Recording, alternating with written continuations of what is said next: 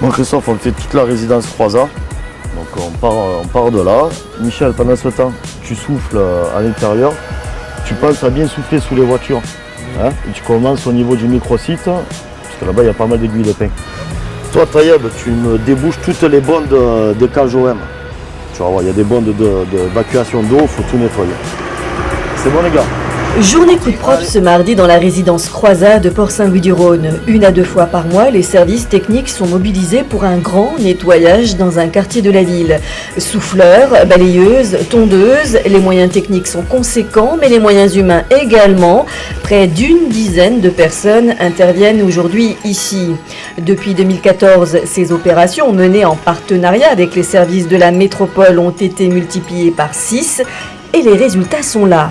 Ça existait ils en faisaient 2 ou 3 par an, surtout sur les quartiers où il y a des logements sociaux. Et nous, on l'a décliné sur l'ensemble de la ville. Et d'ailleurs, ça marche très bien. Sur certains quartiers, les bailleurs sont très demandeurs de ces opérations et mettent à disposition tout leur personnel pour aider les services à nettoyer leurs résidences. Du lundi au samedi, 8 personnes travaillent en moyenne à la propreté de la ville. Parmi elles, Christophe. Chaque jour, entre 6h et 13h, il nettoie les moindres recoins de la commune avec sa balayeuse. Un gros engin plutôt technique. C'est 2 balais de chaque côté qui tournent, qui renvoient tout au milieu, et au milieu vous avez l'aspirateur. Comme quand vous avez l'aspirateur de la maison pour faire les moquettes, vous avez des brosses qui envoient tout au milieu et qui aspirent. C'est exactement pareil. Chaque jour, cet agent remplit en moyenne 2 balayeuses. C'est beaucoup, certainement trop, mais le constat est là.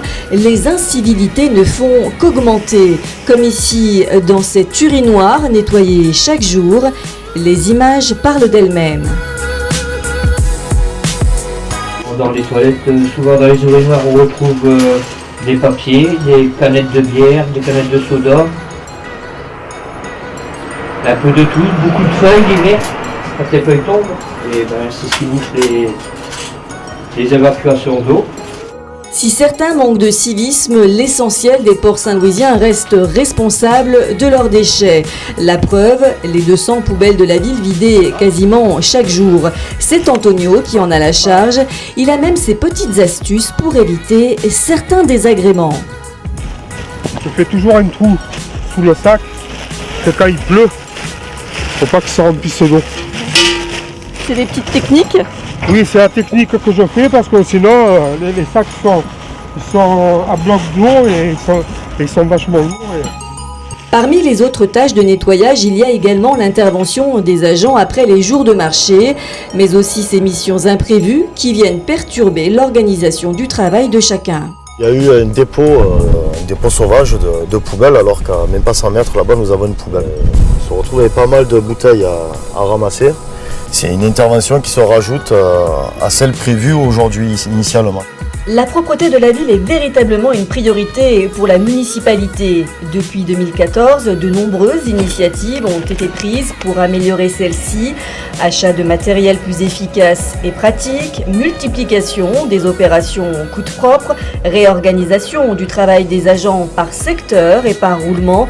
L'objectif est d'atteindre le 0 déchet dans la ville, un résultat qui ne se fera qu'avec la contribution de chacun des habitants.